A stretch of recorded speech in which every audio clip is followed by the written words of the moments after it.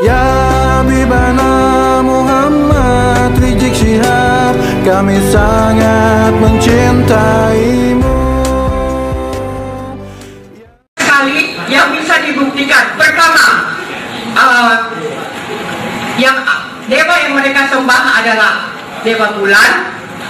Makanya kalau puasa, sekali lagi maaf Pak, kalau puasa dalam agama Islam 30 hari, munculnya bulan sabit, berakhirnya bulan sabit yang berikut, itu adalah kebiasaan dewa pagan.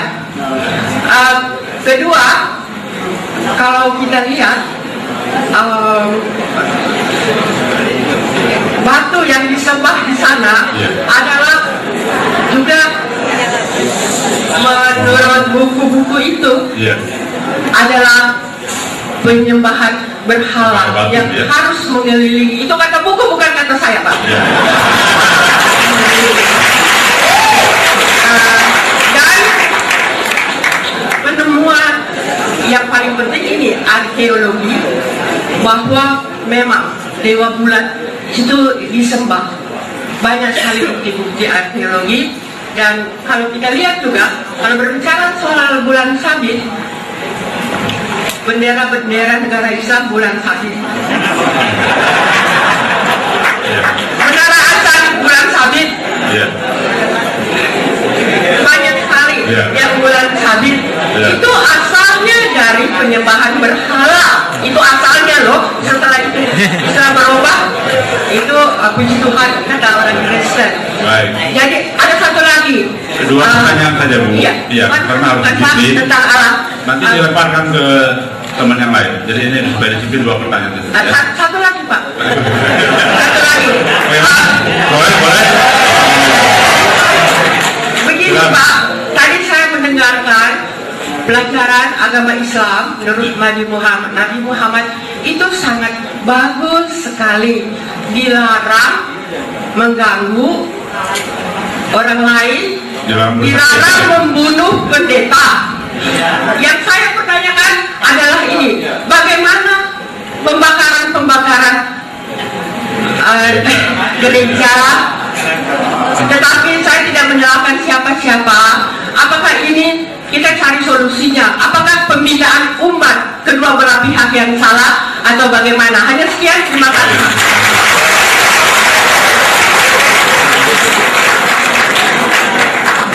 Karena Ibu tadi minta maaf, kami sudah maafkan. Baik, barangkali Habib atau Dr. Musli, mungkin barangkali juga masalah dewa bulan mungkin bisa ditambahkan, dan kemudian pembenahan umat yang salah. Silakan. Sekali lagi saya sampaikan terima kasih kepada Ibu yang telah menyampaikan pertanyaannya. Dan satu tesis yang luar biasa yang sedang disiapkan oleh Ibu. Mudah-mudahan dengan tesis tersebut, saya berdoa Ibu bukan hanya berhasil menyelesaikan tesisnya, tapi betul-betul bisa mendapatkan jawaban siapa Tuhan yang benar untuk disembah, insya Allah. Baik, saya ingin jawab dan dengan apa yang disampaikan oleh Ibu tadi, dan saya paham betul kalau Ibu tadi begitu hati-hati menyampaikannya, takut umat Islam tersinggung dan lain sebagainya. Karena kita sudah sepakat, kita berdialog, saling tukar informasi, saling memberi soal dan jawab. Jadi insya Allah hal-hal yang dikhawatirkan oleh Ibu tidak akan terjadi, insya Allah. Pertama, saya ingin terangkan di sini bahwa Islam datang dari Arab, dan Arab saat itu dikenal sebagai penyembah berhala, sehingga kemungkinan besar bahwa ajaran-ajaran Islam itu sudah terkontaminasi dengan ajaran-ajaran keberhalaan yang dianut oleh orang-orang musyrikin yang ada di Mekah saat itu. Nah, jawaban yang pertama ingin saya sampaikan bahwa soal Nabi yang dipilih oleh Allah, apakah itu dari Bani Israel atau dari suku Arab atau dari suku manapun, itu sepenuhnya merupakan hak prerogatif Allah. Artinya tidak ada satupun di antara umat manusia yang bisa mendaftarkan diri kepada Allah sebelum lahir, ya Allah saya mau lahir jadi orang Jawa saja ya Allah. Itu tidak akan pernah bisa ya kawan. Jadi siapapun yang dilahirkan ke atas muka bumi ini, dari suku apa, golongan apa, sepenuhnya merupakan ketentuan Allah Subhanahu wa Ta'ala. Nah, adapun kearaban Nabi Muhammad SAW tersebut sama sekali tidak menjadikan orang-orang yang bukan Arab tidak mengikuti ajarannya, karena dalam Islam itu yang dilihat bukan soal kesukuannya, tapi yang kita kembali adalah kitab sucinya. Karena Al-Quranul Karim sudah menetapkan Muhammad putra Abdullah sebagai utusan Allah, maka itu harus kami terima dengan sepenuh keyakinan. Apakah Muhammad itu Arab, apakah dia Cina, apakah dia India, apakah dia dari suku lainnya, selama itu sudah ketetapan Allah, maka kami sepenuhnya harus menerima beliau sebagai utusan Allah Subhanahu wa Ta'ala. Jadi saya ingin jelaskan dulu bahwa di Islam itu tidak ada ajaran kesukuan, tidak ada ajaran soal membeda-bedakan bangsa dan golongan. Yang kedua, berkenaan dengan Ka'bah sebagai kiblat kaum muslimin yang terbuat dari batu. Nah, kemudian ada tuduhan seolah-olah umat Islam itu menyembah batu. Nah, di sini perlu saya sampaikan bahwa umat Islam dimanapun mereka berada, kapan saja saat mereka yaitu bermunajat kepada Allah, kemana saja mereka menghadap, maka dengan niat yang ikhlas untuk mencari Allah, mereka akan mendapatkan Allah. Dan Allah tidak pernah yaitu memerintahkan umat Islam ini untuk menyembah Ka'bah. Sekali lagi, Ka'bah yang terbuat dari batu sama sekali tidak pernah disembah oleh umat Islam. Bahkan karenanya saya katakan sekarang ini, kalau ada seorang muslim yang menyembah Ka'bah, sekali lagi yang menyembah Ka'bah dan menjadikan Ka'bah sebagai sesembahannya, demi Allah, si muslim tadi sudah murtad, kafir, keluar dari agamanya. Jadi ini, karena itu setiap muslim dia harus perhatikan, dia punya hati. Dia menghadap ke Ka'bah itu bukan menyembah Allah. Jadi dia harus hadirkan di dalam hatinya, dalam sanubarinya, dalam jiwanya, bahwa dia hanya menyembah Allah Subhanahu wa Ta'ala. Nah, sekarang muncul pertanyaan, tapi kenapa harus menghadap Ka'bah? Sekali lagi jawaban yang pertama, karena Allah yang memerintahkan umat Islam untuk menghadap ke Ka'bah. Dan perlu dicatat bahwa sebelum umat Islam menghadap ke Ka'bah, selama tidak kurang dari 16 bulan umat Islam menghadap ke Al-Baitul Maqdis, yaitu menghadap ke Baitul Maqdis, ke Al-Masjidil Aqsa, dan itu dipimpin langsung oleh Nabi Muhammad SAW. Karena perintah Allah harus menghadap ke Baitul Maqdis, kami menghadap ke Baitul Maqdis. Tapi 16 bulan kemudian Allah memerintahkan kami menghadap ke Ka'bah, kami menghadap ke Ka'bah. Andai kata ada perintah Allah untuk menghadap ke Monas, ya kami menghadap ke Monas. Jadi intinya bukan persoalan itu Ka'bah atau itu Baitul Maqdis atau itu Monas. Persoalannya adalah itu perintah Allah. Nah, perintah Allah memerintahkan kami untuk menghadap ke Al-Ka'bah Al-Musyarrafah. Muncul lagi pertanyaan, lalu kenapa harus ke Ka'bah? Kenapa tidak ke tempat lainnya? Nah, di sini perlu kita ketahui bahwa di dalam sejarah umat manusia dan sejarah para nabi, bahwa Ka'bah yang ada saat ini, yang dilihat dan bisa disaksikan oleh seluruh umat manusia di dunia, tidak lain dan tidak bukan adalah satu tempat yang dulu dibangun oleh bapak para nabi, oleh seorang manusia yang begitu mulia dan dihormati oleh berbagai macam umat beragama. Dialah Khalilullah Nabiullah Ibrahim alaihissalam. Jadi Nabi Ibrahim yang membangun tempat tersebut, karena memang diperintah oleh Allah untuk membangun tempat tersebut, yang kemudian dilestarikan oleh putranya yang bernama Ismail alaihissalam, yang kemudian juga dijaga, dilestarikan, dipelihara oleh para penerusnya, dan akhirnya sampai ke zaman Nabi Muhammad SAW. Bahkan pada saat zaman Nabi Ibrahim, Ka'bah betul-betul menjadi satu tempat yang suci, bersih daripada kemusyrikan. Tapi begitu roda sejarah berputar, proses yaitu perpindahan dari satu umat manusia ke umat manusia lainnya berjalan, akhirnya muncullah orang-orang yang menyimpangkan, yang menyimpangkan ajaran Nabi Ibrahim yang hanif. Akhirnya mereka meletakkan berhala-berhala di sekitar Ka'bah, kemudian mereka juga ada yang menyembah Ka'bah. Akhirnya lahirlah Nabi Muhammad SAW sebagai keturunan dari Nabi Ismail alaihissalam yang mendapatkan tugas dari Allah untuk membersihkan Ka'bah dari segala berhala dan untuk membersihkan Ka'bah dari segala kemusyrikan, dan itu sudah dilakukan oleh Nabi Muhammad SAW. Dan akhirnya beliau berhasil menghancurkan seluruh berhala yang ada di dalam Ka'bah maupun yang ada di luar Ka'bah, bahkan yang ada di seluruh kotak suci Makkah, sampai akhirnya Ka'bah kembali kesuciannya daripada kemusyrikan sebagaimana sedia kala sejak dibangun oleh Nabi Ibrahim alaihissalam. Nah, di sini yang ingin saya tekankan bahwa kenapa harus Ka'bah yang dipilih? Ya, karena Ka'bah punya nilai historis yang luar biasa. Nilai historis dari seorang bapak para nabi, yaitu Nabi Ibrahim alaihissalam, yang diakui kerasulannya, kenabiannya, keutamaannya, keistimewaannya, baik oleh umat Yahudi maupun umat Nasrani, apalagi oleh umat Islam, umat Nabi Muhammad SAW.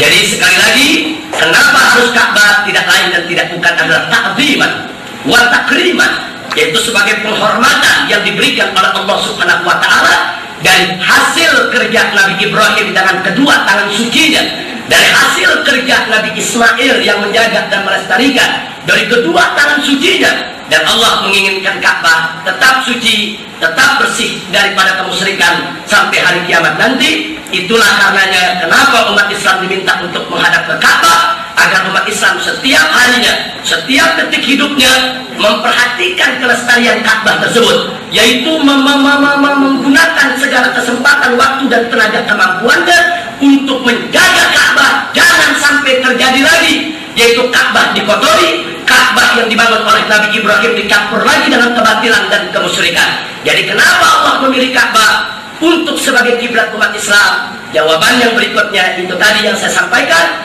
adalah untuk agar umat Islam senantiasa ingat, senantiasa mencurahkan perhatian untuk memperhatikan kesucian Ka'bah, sehingga Ka'bah tidak lagi bisa dikotori pada tangan-tangan kotor yang lainnya. Dan alhamdulillah 15 abad berlalu dari zaman Nabi Muhammad SAW sampai saat ini, tak satu pun tangan kotor yang mampu lagi mengisi Ka'bah dengan berhala atau bahkan mengisi kota Makkah dengan berhala. Alhamdulillahirabbil alamin. Andai kata Ka'bah bukan menjadi kiblat umat Islam entah kiblat kemana, mungkin umat Islam akan kurang perhatiannya terhadap Ka'bah.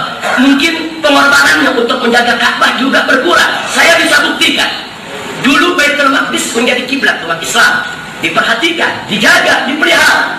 Tapi manakala Baitul Maqdis sudah tidak lagi menjadi kiblat umat Islam, maaf, kenyataan perhatian umat Islam sudah mulai berkurang, sehingga saat ini akhirnya Baitul Maqdis dikuasai oleh orang lain.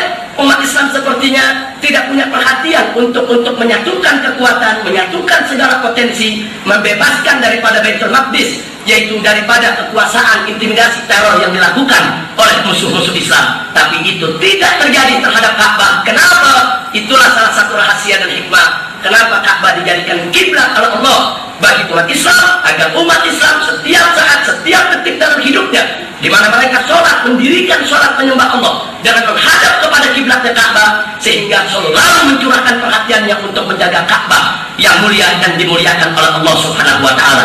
Alhamdulillahirabbil alamin. Dan yang terakhir, persoalan Ka'bah, satu hal yang mesti kita tahu, di sini ada pendidikan luar biasa dari Allah. Dengan umat Islam semuanya menghadap ke Ka'bah, umat Islam diajarkan untuk bagaimana menyatukan langkah, menyatukan visi, menyatukan misi, menyatukan yaitu langkah-langkah perjuangannya dalam rangka al-ikhlas kalimatillah subhanahu wa ta'ala. Artinya dengan umat Islam menghadap ke Ka'bah, umat Islam setiap saat dididik bahwa visimu, misimu, langkahmu, tujuanmu hanya satu, yaitu untuk mencari ridha Allah subhanahu wa ta'ala. Bahkan manakala umat Islam melakukan ibadah haji mengelilingi Ka'bah, bukan untuk yaitu menyembah Ka'bah, tapi saat itu pendidikan luar biasa, di mana dalam mengelilingi Ka'bah umat Islam diajarkan oleh Allah, apapun sukumu, apapun bangsamu, apapun kedudukan dan jabatanmu, tapi lihat, manakala kau mengelilingi Ka'bah, engkau satu arah, engkau satu langkah, kau tanggalkan pakaian perbedaan di antaramu, kau tanggalkan pakaian pertikaian dan permusuhan di antaramu, kau semua berkeliling ke arah yang sama, mengelilingi tempat yang sama, semua menuju satu titik yang sama, dan semua dengan jumlah keliling yang sama, tidak lain dan tidak bukan adalah untuk mencari ridha Allah Subhanahu wa Ta'ala. Nah, jadi ini yang bisa saya sampaikan berkenaan dengan kiblat. Jadi tidak benar kalau umat Islam itu menyembah Ka'bah, karena tidak pernah ada yaitu satu ritual ibadah dalam Islam yang manapun yang mengajarkan umatnya untuk menyembah Ka'bah, ya kawan. Nah, adapun soal bulan sabit, jadi saya ingin katakan soal bulan ini dikatakan karena Islam ini mengagungkan bulan, mungkin terkontaminasi dengan mereka yang menyembah bulan, sampai-sampai bulan yang dipakai dalam kalendernya pun hitungan perjalanan bulan dan seterusnya dan seterusnya. Saya ingin tekankan di sini bahwa Islam memuliakan seluruh makhluk ciptaan Allah Subhanahu wa Ta'ala. Apakah dia matahari, apakah dia bulan, apakah dia bintang, apakah dia bumi, dan seterusnya ya kawan. Jadi tidak ada satu dalil pun yang mewajibkan umat Islam lambangnya harus bulan, tidak ada. Karena itu Anda bisa lihat salah satu organisasi Islam besar di Indonesia, Muhammadiyah, nggak pakai bulan, saudara. Yang dipakai matahari. Dan ternyata organisasi yang saya pimpin pun, Front Pembela Islam, tidak pakai bulan. Yang saya pakai bintang dan tasbih. Begitu juga organisasi terbesar daripada Nahdlatul Ulama di Indonesia, NU, yang dipakai bintang 9. Nah, jadi tidak ada dalil yang mewajibkan umat Islam harus pakai bulan. Artinya, kalau ada masjid dengan menara tanpa bulan bintang pun tetap dia adalah masjid, ya kawan. Jadi ini yang perlu kita klarifikasi. Jadi bukan, oh ini nggak ada bulan bintang, berarti ini bukan masjid. Tidak. Maaf, walaupun ada bulan bintangnya di atas menara, ternyata di bawahnya diputar film, bukan masjid, bioskop itu. Nah, jadi kita umat Islam tidak terpaku kepada soal lambang, tapi memang simbol-simbol tersebut hanya untuk menunjukkan identitas diri.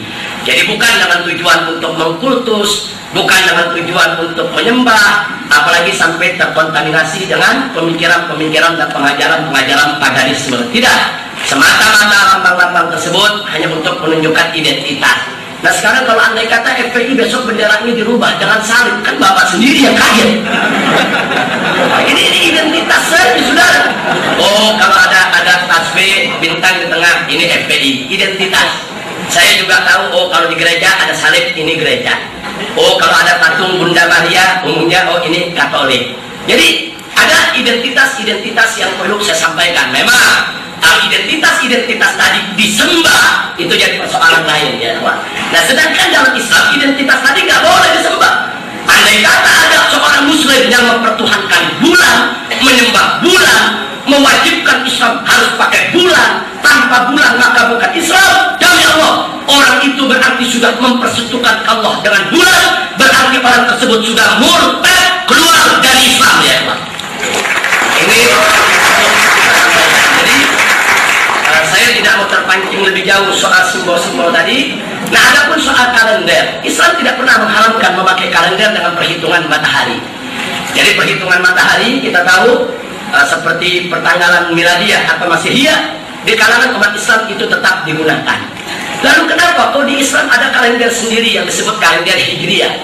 Nah, persoalannya di dalam Islam itu ada ibadah-ibadah ritual yang dikaitkan dengan penanggalan Hijriah. Contoh, untuk menetapkan awal puasa Ramadan, untuk menetapkan awal beridul fitri sebagai hari raya, untuk menetapkan awal bulan Dzulhijjah karena pada tanggal 10-nya adalah hari raya Idul Adha. Nah, jadi di sana ada kaitan-kaitan ritual yang memang diperintahkan oleh Allah dalam Al-Quran maupun oleh Nabi Muhammad SAW lewat sunnahnya, yang dikaitkan dengan tanggal-tanggal dengan perhitungan perjalanan bulan tadi. Nah, karena itu tidak bisa tidak, kami harus menjaga dan memelihara kalender tersebut untuk menjaga ritual agama kami. Jadi kalau masuk 1 Ramadan, kami wajib untuk berpuasa. Masuk 1 bulan Syawal, kami haram untuk berpuasa, bahkan kami wajib untuk berbuka.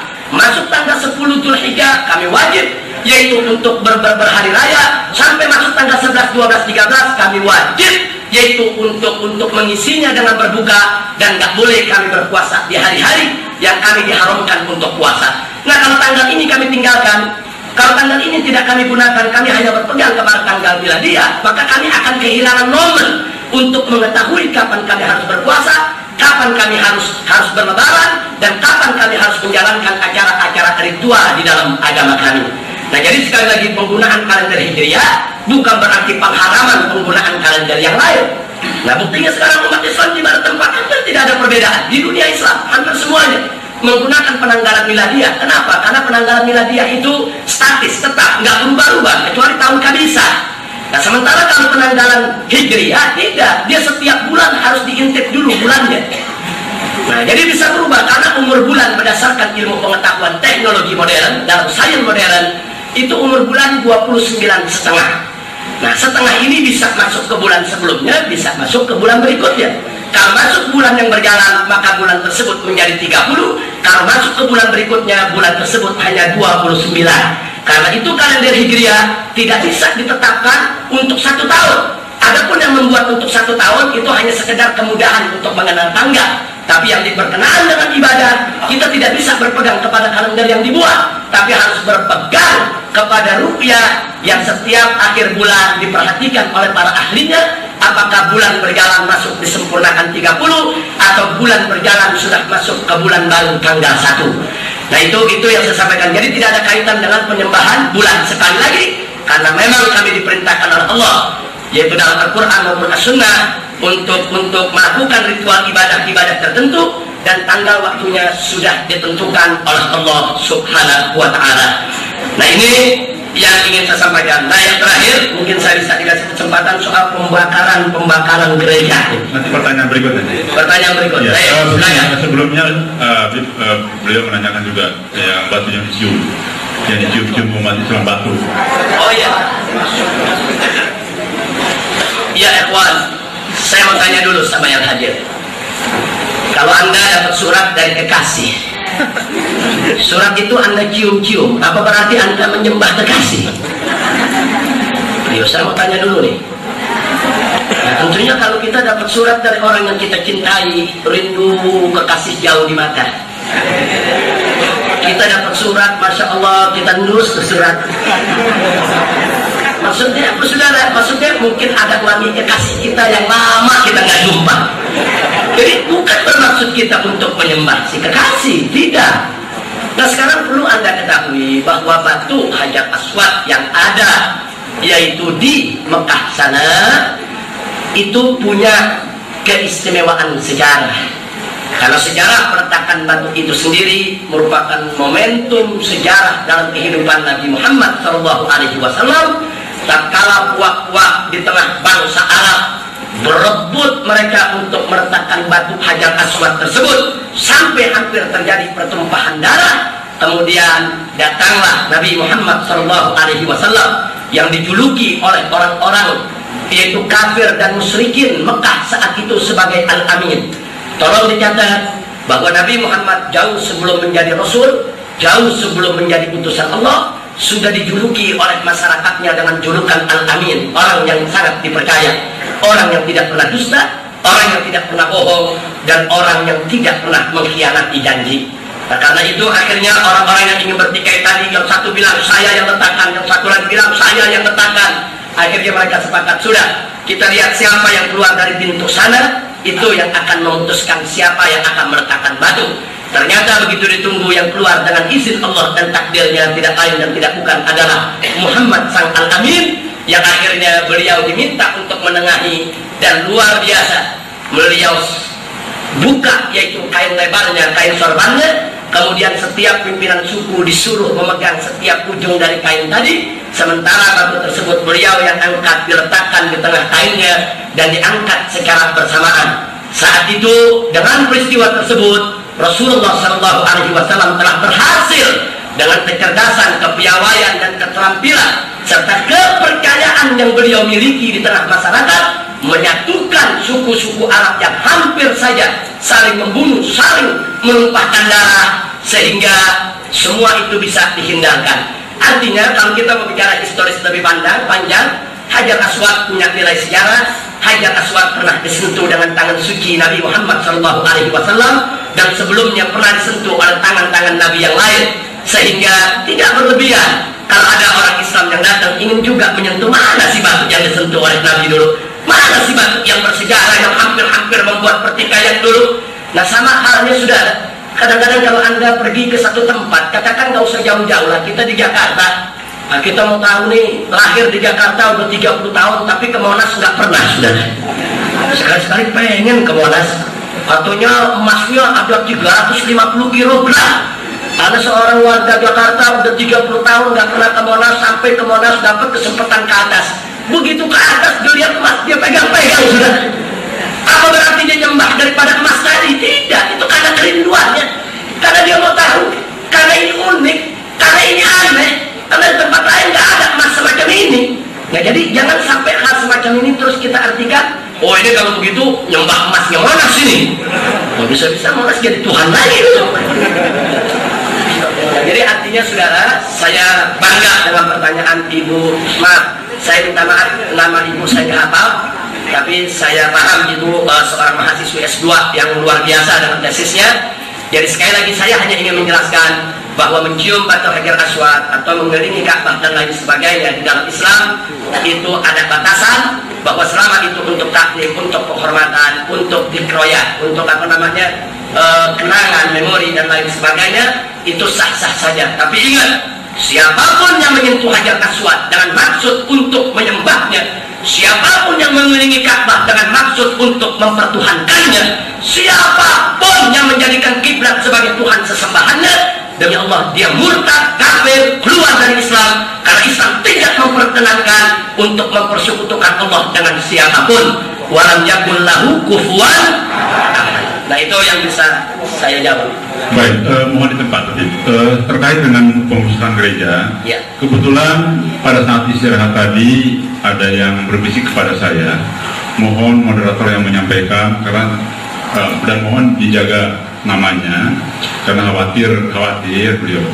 Jadi begini, ketika Habib tadi menyampaikan begitu indah secara teori, tetapi kenyataan di lapangan justru EPI lah pemimpin perusak.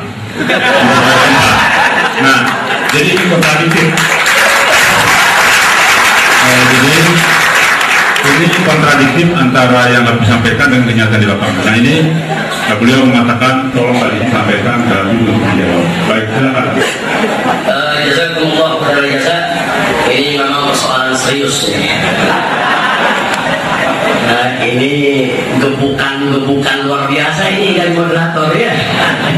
Tapi baik Tuan, saya senang dapat pertanyaan semacam itu. Karena kalau pertanyaan itu Anda lontarkan berarti saya punya kesempatan untuk klarifikasi yang mungkin saya nggak dapatkan waktu klarifikasi tersebut di media, di TV, di koran, di majalah. Tapi dalam kesempatan ini saya mendapat kesempatan. Ini merupakan peluang emas bagi saya. Tapi sebelum saya jawab, untuk bisa mensinkronkan antara teori yang sudah kita sampaikan dengan praktek yang ada di lapangan, saya harus menyatakan dulu bahwa seluruh aktivis FPI adalah manusia biasa yang memang ada yang akhlaknya sudah baik, ada yang akhlaknya masih kurang baik, yang memang harus dibina. Jadi saya sepakat dengan Ibu tadi yang menyampaikan kenapa bisa terjadi ini, mungkin karena kurang pembinaan. Saya sepakat itu.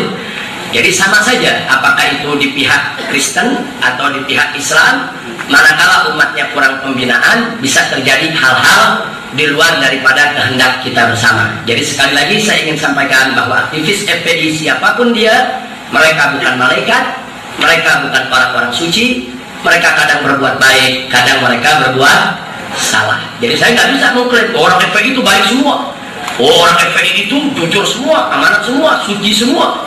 Saya tidak bisa mengklaim semacam itu dan tidak boleh memang. Nah, ini yang ingin saya sampaikan. Kadang-kadang kita sebagai guru, jangankan mendidik aktivis FPI yang jumlahnya jutaan di Indonesia, kita mendidik satu murid di kelas saja, karena kebetulan saya juga seorang guru. Kadang-kadang satu kelas murid saya cuma 40 orang, 35 orang. Kadang-kadang yang betul-betul berhasil kita didik enggak melebihi daripada perhitungan jari kita ya, Wan. Tetap saja ada anak yang bandel, yang nakal, yang terlibat narkoba, dan seterusnya dan seterusnya. Jadi ini memang tanggung jawab kita bersama untuk terus dan terus secara terus menerus untuk melakukan pembinaan terhadap pengikut umat yang ada di belakang kita, insya Allah. Nah, sekarang yang kedua, saya ingin sampaikan dulu bahwa apa yang dilakukan oleh FPI selama ini dari menghadapi berbagai macam kemunkaran, kemaksiatan, dan nanti akan tiba saatnya soal pembakaran gereja, ibu yang saya hormati. Saya bicara secara umum dulu bahwa kami sebagai umat Islam punya satu keyakinan dan kepercayaan berdasarkan Al-Quran dan As-Sunnah, di mana kami diwajibkan oleh Tuhan kami untuk kami menegakkan amar ma'ruf nahi munkar. Amar ma'ruf itu adalah mengajak orang lain untuk berbuat baik, nahi munkar itu adalah mencegah diri sendiri, keluarga ataupun orang lain jangan sampai melakukan kemunkaran. Kemunkaran yang kami maksud adalah segala bentuk perilaku, sikap maupun ucapan yang dilarang oleh agama, seperti pelacuran, perzinahan, pencurian, perampokan, kemudian termasuk juga minuman keras, ekstasi, narkoba, perjudian, pornografi, segala bentuk yang dalam bahasa polisi adalah pekat, penyakit masyarakat, sedangkan dalam bahasa kami umat Islam itu adalah maksiat. Nah, hanya bedanya dalam bahasa pemerintah yang berkewajiban untuk mencegah itu semua hanya penegak hukum, mulai dari polisinya, jaksanya, hakimnya, sampai pemerintah-pemerintah yang punya kekuasaan di pusat maupun di daerah. Sedangkan dalam agama kami, di dalam Al-Quranul Karim dinyatakan bahwa kewajiban menegakkan amar ma'ruf nahi munkar bukan hanya kewajiban pemerintah semata, tapi kewajiban setiap muslim yang menyaksikan kemungkaran tersebut dan dia punya kemampuan untuk mencegah, wajib untuk dicegahnya. Nah, di dalam Al-Quran Allah Subhanahu wa ta'ala berfirman, faqala ta'ala wa takum minkum ummatun yad'una ilal khairi wa ya'muruna bil ma'ruf wa yanhauna 'anil munkar. Jadi Allah nyatakan dalam Al-Quran, hendaknya harus ada di antara kamu sekalian daripada golongan umat yang berdakwah kepada kebajikan, yaitu mengajak orang berbuat kemakrufan dan mencegah orang berbuat kemunkaran. Nah, kemudian dalam satu hadis Nabi bersabda, kata beliau, man ra'a minkum munkara falyughayyirhu biyadihi fa illam yastati fa bilisanihi fa illam yastati fa biqalbihi wa dzalika adhaful iman.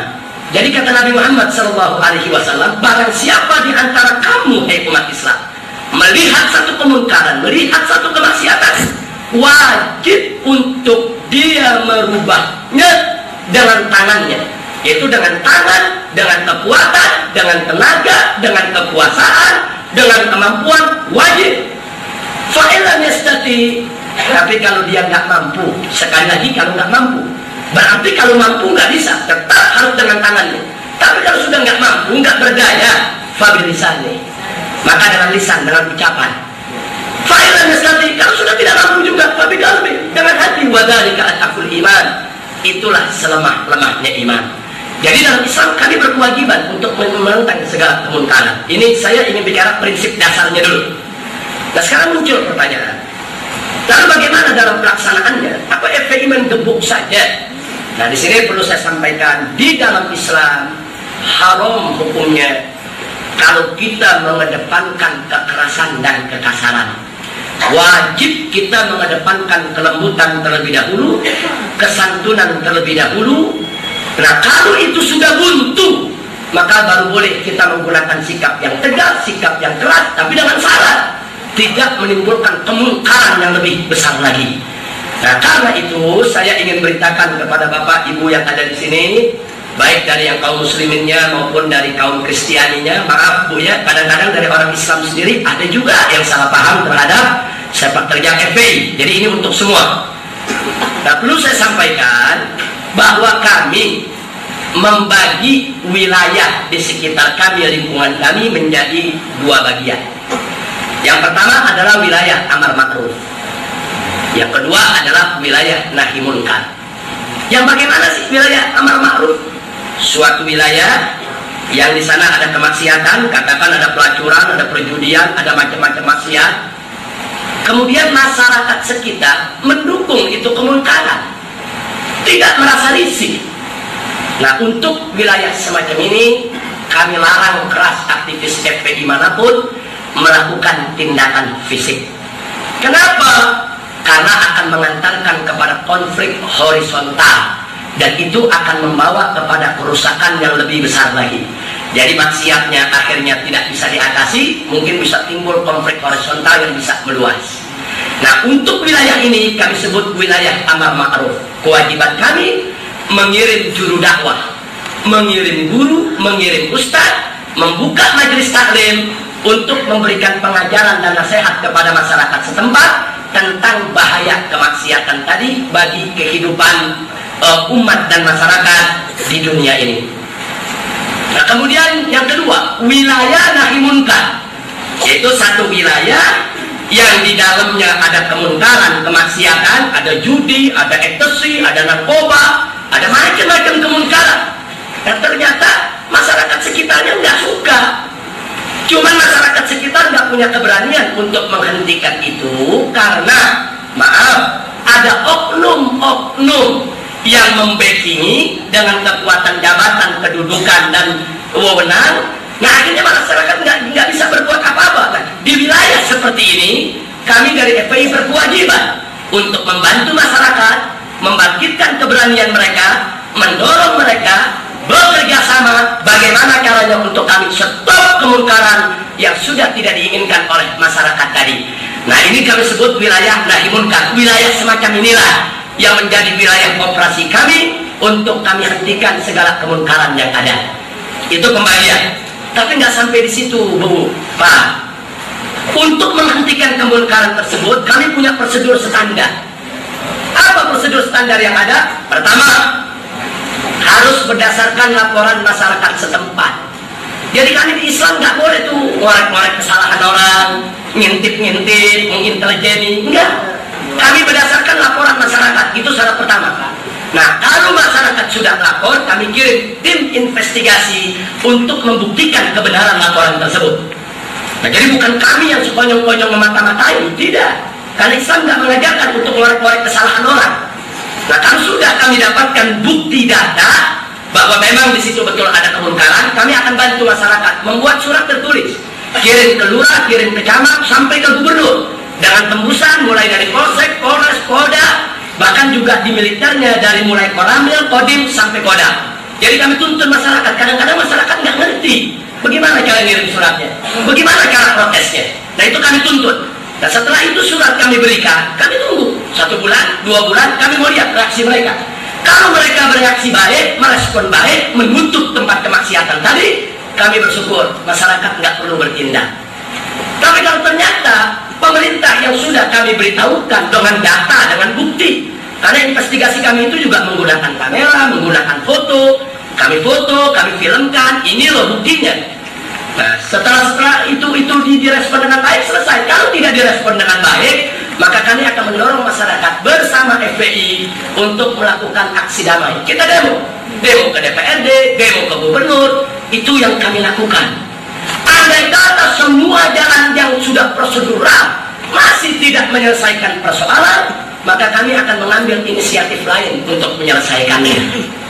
Nah, jadi ini yang jadi masalah. Cuma yang jadi problem, usaha kami yang prosedural itu tidak pernah diangkat di televisi, tidak pernah disiarkan di media, di koran, di majalah, tidak ada. Nah, begitu nanti sudah terjadi sesuatu hal, terjadi benturan fisik, nah itu merupakan anti klimaks daripada persoalan yang sudah bertumpuk-tumpuk, dan itu yang dimasukkan ke televisi sehingga menimbulkan image seolah-olah FPI main gebuk, main hantam, main serang. Itu semua tidak benar. Saya punya pengalaman. Pada 4 tahun yang lalu ada satu tempat judi besar luar biasa di wilayah Pluit berdiri di atas tanah Pemda DKI. Kami sudah berikan peringatan selama 1 tahun, nggak sembarangan, 1 tahun. Tapi karena backingnya kuat, oknum-oknum yang melindunginya kuat, tidak pernah bisa ditutup. Akhirnya terjadi apa yang terjadi karena 1 tahun. Nah, yang menarik, ada sejumlah wartawan diskusi, Habib, Habib kalau citra FPI mau bagus, kami diundang dong. Bagaimana proses awalnya, kami diajak, nanti kami filmkan, kami shoot sampai terakhir. Saya bilang betul, Anda mau objektif, betul, kita aja. Dia ikuti itu prosedur sampai terjadi anti klimaks, yaitu benturan fisik antara Laskar FPI melawan ratusan preman yang menjaga tempat perjudian di Pluit, di mana mereka menggunakan senjata api, menggunakan yaitu parang, menggunakan pedang dan lain sebagainya. Tapi singkat cerita, dengan izin Allah kami bisa menguasai keadaan. Mereka separuh bisa kami tangkap, kami serahkan kepada polisi yang bertugas, dan semua bisa berjalan dengan baik. Tapi yang menarik, saat kejadian wartawan ada, terjadi bentur antara Laskar FPI melawan preman. Maaf, ini saya katakan preman. Kalau saya bicara preman berarti saya nggak bicara apa agamanya. Ya ada yang Islam, ada yang non-Islam. Yang penting dia preman, dia jaga perjudian. Nah begitu terjadi bentrokan, ada Laskar FPI yang dibacok, dia shoot gitu oleh wartawan. Dan sebaliknya, ada preman juga yang dihantam oleh Laskar FPI, itu juga di shoot. Nah selesai, saya amanatkan sama wartawan tadi, saya mau lihat nanti sore beritanya. Saya tunggu beritanya di TV. Nah begitu saya tunggu beritanya di TV, mulai dari TPI-nya, ANTV-nya, SCTV-nya, RCTI-nya, semuanya. Ternyata apa beritanya? Pagi dini hari, Laskar FPI terlibat dalam bentrok fisik dengan warga masyarakat. Dan di dalam benturan fisik tersebut terlihat Laskar FPI menggunakan senjata tajam menyerang dan menghantam warga hingga warga terluka. Yang disetel di TV, preman lagi dihantam sama Laskar. Saya tunggu, lalu mana yang Laskar FPI dihantam? Mana yang mereka nembak kita? Mana mereka yang nyerbu duluan? Tidak ada. Besoknya kita protes, kita kumpulkan wartawan-wartawan. Kita tanya, kenapa kok Anda bisa begini memberitakannya? Apa jawab mereka, Bu? Mereka jawab, Habib, begini, Be. Bukan maksud kami menjelekkan FPI. Cuman menurut kami dan pimpinan redaksi kami di kantor, kalau preman bacok orang itu biasa, bukan berita, Be.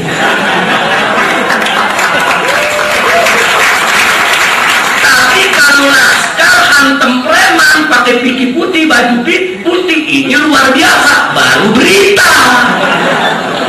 Astagfirullahaladzim min kulli dambin azim. Saudara, jadi wartawan tadi cuma melihat dari sisi komersial iklan. Kami dirugikan, nah itu yang membuat image di mana-mana menjadi rusak. Kami dikatakan begini, begitu, tapi apa mau dikata? Itulah memang nasib kami wong kilik yang nggak punya media dari komunikasi yang canggih, saudara. Tapi kami tidak putus asa. Kami punya forum, kami punya panggung, kami punya pengajian, kami punya media lain untuk bisa mengimbangi berita-berita yang sedemikian rupa. Alhamdulillahirabbil alamin. Bahkan saya punya pengalaman yang sangat-sangat baik. Nah, saya pernah melapor ke seorang jenderal pimpinan kepolisian sudah di Republik ini. Saya laporkan, Pak, itu di wilayah kota, saya tunjukkan alamatnya, itu ada tempat perjudian, ada tempat tali terancam. Nah, kadang-kadang maaf, Bu ya, maaf sekali lagi ibu-ibu, sampai wanita yang tarik ranjang tadi bugil, di atas badannya ditaruh es krim, ditaruh makanan, ditaruh coklat. Lelaki hidung belang datang membayar untuk menikmati daripada es krim di atas tubuh daripada wanita yang sudah bugil tadi. Dan ini sering terjadi. Kita lapor, apa dia bilang? Habib jangan dengar isu. Ya enggak, tapi ini beritanya benar, Pak. Loh, emang Habib lihat sendiri? Ya gila, apa saya melihat? Itu kan bukan bidang saya. Ya tapi setiap pelapor digituin melulu, saudara. Akhirnya maaf, karena kita lihat kita direcehkan begitu, ya saya bentuk anak-anak muda, ada 5 orang, kita kasih tugas. Oke, kau kesana, bawa kamera kecil, bawa foto, semua abadikan. Nah kita kirim itu anak-anak muda, semua diabadikan, dibikin film, dibikin foto. Dapatlah kami 1 album, macam-macam foto. Ini udah foto porno semua ini. Begitu dapat kami gandakan, kami buat, kami kirim ke Kapolri, kami kirim ke Kapolda, kami kirim ke Menteri Agama, kami kirim ke Menteri Menko Esra, kami kirim sampai ke Presiden. Kami kirim, saya katakan kemarin saya nggak punya bukti, ini buktinya. Alhamdulillah. Begitu sudah ada bukti, 1 bulan kemudian saya ditangkap.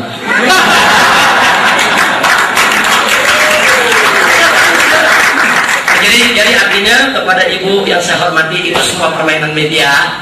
Kadang-kadang media ada yang objektif, ada juga yang tidak. Sama lah media Kristen maupun media Islam, ada yang objektif, ada yang tidak objektif. Nah itu persoalan media. Tapi yakinlah, kami tidak sekarang yang digambarkan, kami tidak sebuah sebagaimana diberitakan. Kami cinta kedamaian, kami suka yaitu persatuan persaudaraan, dan kami suka kelembutan dan keramahan. Adapun soal pembakaran gereja, saya ingin sampaikan bahwa Dewan Pimpinan Pusat Front Pembela Islam FPI di Jakarta maupun seluruh cabang FPI di seluruh Indonesia tidak dibenarkan untuk melakukan tindakan pembakaran gereja dimanapun mereka berada. Ya, kami paham ada kadang-kadang beberapa sudut daripada posko-posko yang terlibat dengan masyarakat, mereka sebagai anggota FPI, tapi sebetulnya mereka tidak menjalankan kebijakan organisasi. Mereka hanya mengikuti daripada emosional masyarakat yang ada di sekitarnya.